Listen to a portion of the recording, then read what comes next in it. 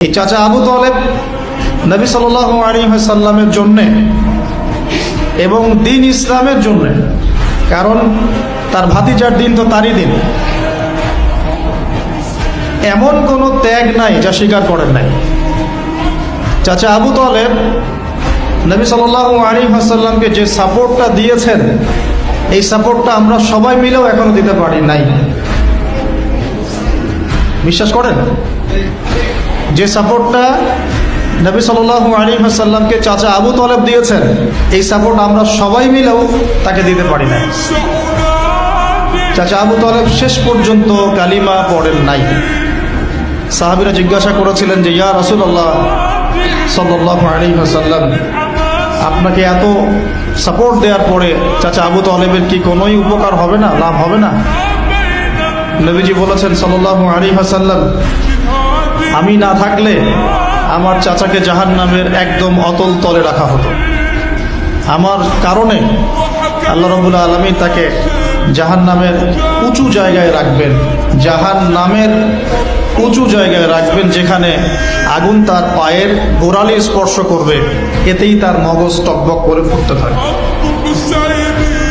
আপনারা কি আমার বাংলা ভাষা বুঝতে পারছেন? এমন কোনো সাপোর্ট নাই চাচা দেন নাই।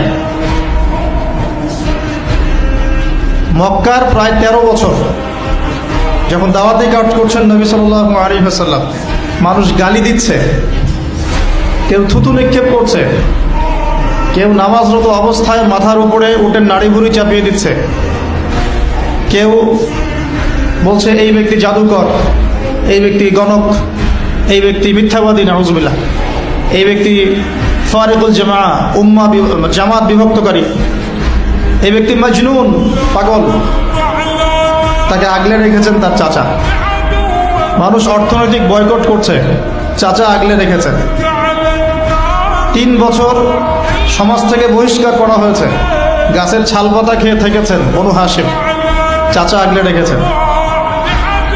চাচা ছোটবেলা থেকে তাকে এত মহব্বত করেছেন, তার ছেলেদেরকে নিয়ে যখন খেতে বসতেন, আমাদের নবী সাল্লাল্লাহু আলাইহি ওয়াসাল্লাম একটু লাজুক ছিলেন, তিনি শোরগোল করতেন না, চুপচাপ খেতেন। চাচা আলাদা করে একটা খাবার রেডি করে তাকে আলাদা করে ডেকে খাওয়াতো, কারণ সবার সামনে হয়তো সে বলতে পারছে না, লজ্জা পাচ্ছে, শাই ফিল করছে, বাবা নাই মানুষের সংসারে, হয় না? এটা আপনারা হয়তো সবাই বুঝবেন না, আমরা বুঝি। যারা বাবা বা মা ছাড়া বড় হয়েছে অন্যের সংসারে, তারা এগুলো বুঝতে পারে। নবী সাল্লাল্লাহু আলাইহি ওয়াসাল্লাম এতিমদের প্রতি এত রহমদিল কেন ছিলেন? কারণ